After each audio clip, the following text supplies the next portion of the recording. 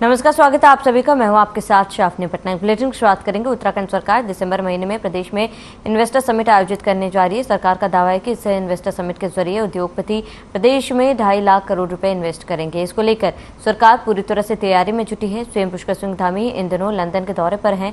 उत्तराखंड के पूर्व मुख्यमंत्री हरीश रावत ने इन्वेस्टर समिट को लेकर सरकार पर तंज कसा। उन्होंने कहा कि पूर्व मुख्यमंत्री त्रिवेंद्र सिंह रावत के कार्यकाल के दौरान भी इन्वेस्टर समिट आयोजित किया गया था। त्रिवेंद्र रावत का गणित कुछ कमजोर है और वर्तमान में मुख्यमंत्री पुष्कर सिंह धामी कुछ अधिक ही गणित के आंकड़े लग रहे हैं।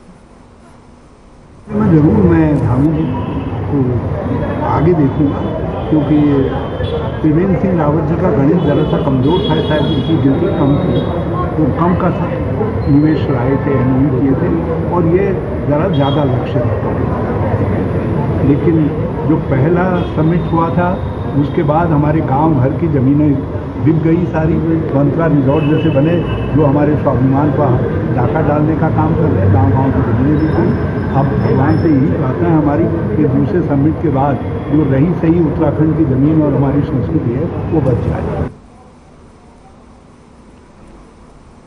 मुख्यमंत्री पुष्कर सिंह धामी इस समय लंदन दौरे पर है। ग्लोबल इन्वेस्टर समिट के सफल आयोजन के लिए लंदन में इन्वेस्टर की तलाश में पहले दिन ही बड़ी सफलता हाथ लगी। बता दें कि लंदन में बैठक के बाद 2000 करोड़ का एमओयू साइन किया गया, जबकि आज 1000 का एमओयू साइन हुआ, जिसमें कि फ्रांसीसी कंपनी पोमा ने रोपवे केबल कार का 2000 करोड़ का एमओयू किया है, तो वहीं 1000 करोड़ का एमओयू उषा ब्रेको लिमिटेड के साथ हुआ।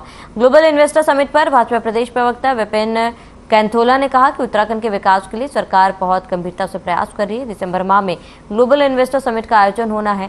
ग्लोबल इन्वेस्टर समिट के सफल आयोजन की तैयारियों में उत्तराखंड की धामी सरकार पहले से जुटी है।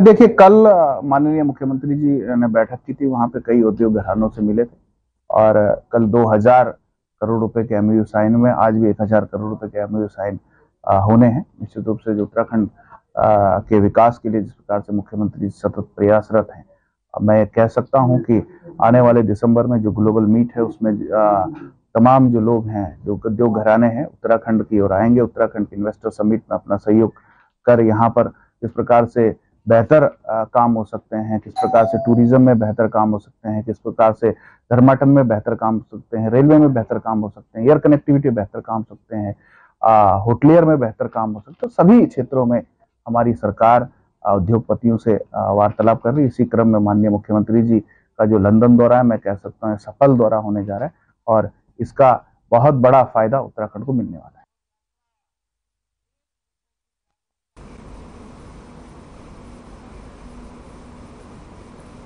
तो ग्लोबल इन्वेस्टर समिट की तैयारी तेज हो चुकी है। आपको बताते हैं कि लंदन दौरे पर सीएम पुष्कर सिंह धामी और 2000 करोड़ का एमओयू भी पुष्कर सिंह धामी ने साइन किया है और कहीं ना कहीं प्रदेश में सौगातों की झड़ी जो है सीएम धामी ला रहे हैं और फिलहाल सीएम धामी लंदन दौरे पर है।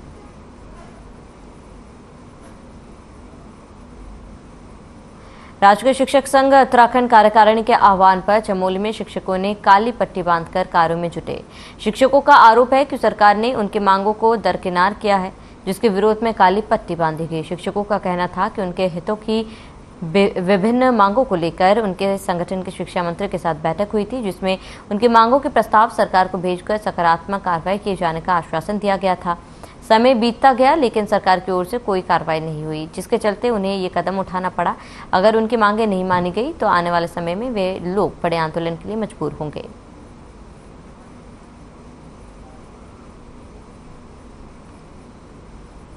काली पट्टी बांध के जो हमारा विरोध प्रदर्शन हो रहा है, ये प्रांतीय कार्यकारिणी के आह्वान पर एक जो हमारी विभिन्न मांगों में जो आंदोलन का क्रम है, उसका सबसे पहला क्रम 27 सितंबर को काली पट्टी बांधकर प्रत्येक शाखाओं के अपने विद्यालयों में पठन पाठन करेंगे।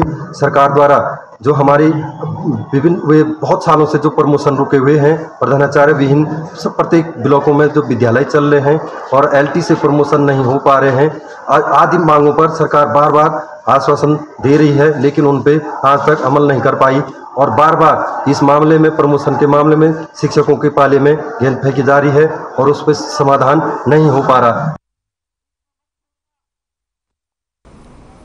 खबरों में आगे बढ़ते, दिल्ली में संपन्न हुए 2 दिवसीय आरोग्य मंथन कार्यक्रम में उत्तराखंड को आयुष्मान उत्कृष्ट अवार्ड 2023 के 2 पुरस्कारों से नवाजा गया।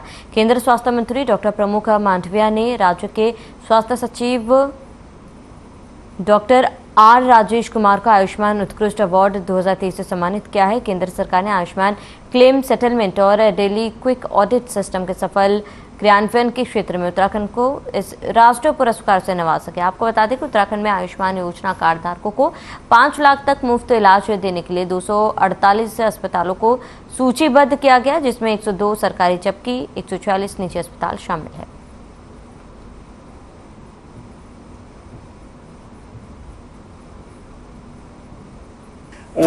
देखिए, ये क्लेम एडजुडिकेशन और एंटी फ्रॉड मेजर्स जो SHA द्वारा किया जाता है, तो उसके परिप्रेक्ष्य में आरोग्य मंथन के समारोह में उत्तराखंड को सम्मानित किया गया best practices of the state के तर्ज पे। और उत्तराखंड में ये रिकॉर्ड रहा है कि जो हॉस्पिटल के क्लेम्स आते हैं 7 दिन के अंदर अंदर हम लोग उसका निस्तारण हम लोग कर देते हैं और इसी की वजह से जो है टाइमली पेमेंट भी होता है हॉस्पिटल्स को और ज़्यादा से ज़्यादा हॉस्पिटल्स भी हमारे साथ इसी वजह से जुड़ रहे हैं।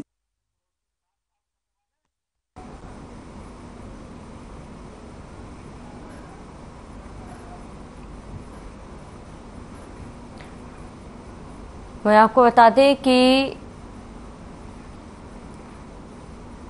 तो चमोली में विकासखंड स्तरीय शीतकालीन खेलों का आगाज हो गया है। बता दें कि राजकीय इंटर कॉलेज के खेल मैदान में मुख्य अतिथि जिला पंचायत उपाध्यक्ष चमोली लक्ष्मण सिंह रावत, खंड शिक्षा अधिकारी खुशहाल सिंह टोलिया, शीतकालीन खेल के संयोजक प्रभारी प्रधानाचार्य गंगा सिंह नेगी, GGIC के प्रधानाचार्य खुशवहर सिंह भंडारी समेत कई लोगों ने शीतकालीन खेलों का दीप प्रज्वलित कर शुभारंभ किया। शीतकालीन खेल के प्रारंभ में पिछली चैंपियन ने मशाल लेकर खेल मैदान के चक्कर लगाकर सभी खेल प्रतिभागियों को पूरे खेल प्रतियोगिता के दौरान अनुशासन बनाए रखने की शपथ दिलाई है। इससे पहले मुख्य अतिथि एवं अन्य महानुभावों के सभी स्कूलों से आए खेल प्रतिभागियों से परिचय लेकर उन्हें शुभकामनाएं दी।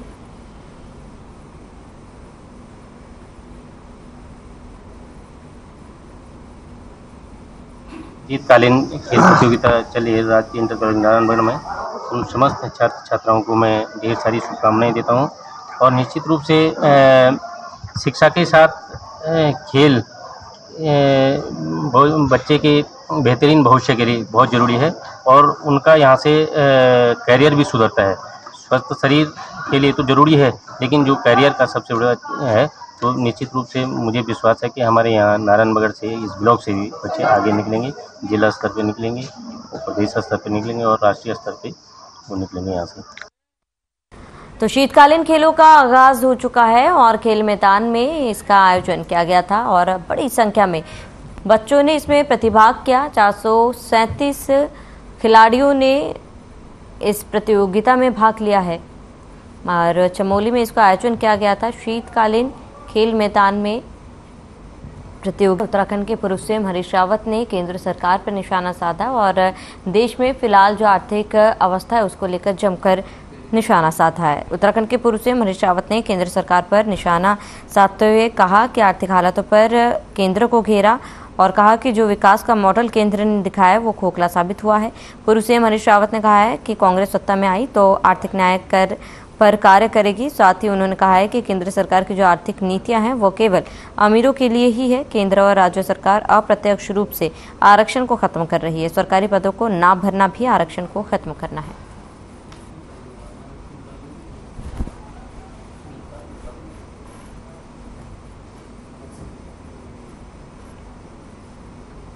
हमने तय किया है राष्ट्रीय स्तर पर कि हम आर्थिक न्याय और सामाजिक न्याय हाँ, इन दोनों मुद्दों पर हमारी नीतियाँ की हुई थी, हमारी जो आगे की लड़ाई हो। और हमारा मानना है कि इस जो आज की सरकार है, चाहे दिल्ली की हो चाहे भाजपा की राज्यों की सरकारें हों, ये सामाजिक न्याय ऊपर विशेष तौर पर आरक्षण की जानबूझ करके हत्या कर रही है। जब पद ही नहीं भर रहे हैं, पद सृजित ही नहीं होंगे, पब्लिक अंडरटेकिंग समाप्त होंगी, तो जो है कहाँ से जब नौकरियाँ नहीं रहेंगी तो फिर आरक्षण अर्थहीन हो जाएगा। तो सामाजिक न्याय की हत्या कर रही है। अमीरों के लिए ही केंद्र की नीतियां बनाई गई है। पूर्व सीएम हरीश रावत ने केंद्र पर जमकर निशाना साधा और कई सवाल भी किए।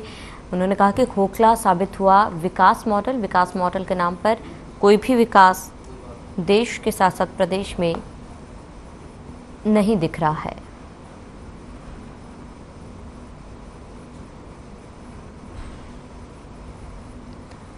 पूर्व सीएम ने केंद्र सरकार पर निशाना साधा और कहा कि सिर्फ अमीरों के लिए ही केंद्र की नीतियां हैं। हरीश रावत ने ये भी कहा कि देश की आर्थिक व्यवस्था बिगड़ती जा रही है।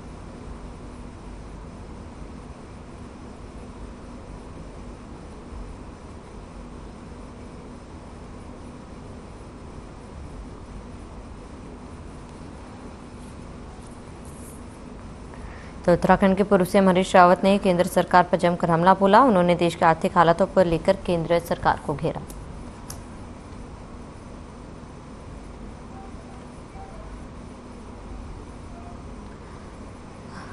वहीं बाजपुर के ग्राम धनसारा में एनआईए की टीम ने स्थानीय पुलिस के साथ एक घर में छापेमारी की। एनआईए की टीम की छापेमारी से क्षेत्र में हड़कंप मच गया। वहीं टीम द्वारा घर में मौजूद लोगों से पूछताछ की जा रही है। बता दें कि वर्ष 2016 में पंजाब की नाभा जेल में हुए धमाके में बाजपुर के ग्राम धनसारा निवासी असीम पर आतंकवादियों को हथियार सप्लाई करने का आरोप लगाया गया था, जिसके चलते असीम सजा काट रहा था और 4 माह पूर्व कोर्ट से मुकदमे में बरी होकर असीम अपनी सजा पूरी कर जेल से घर आया था।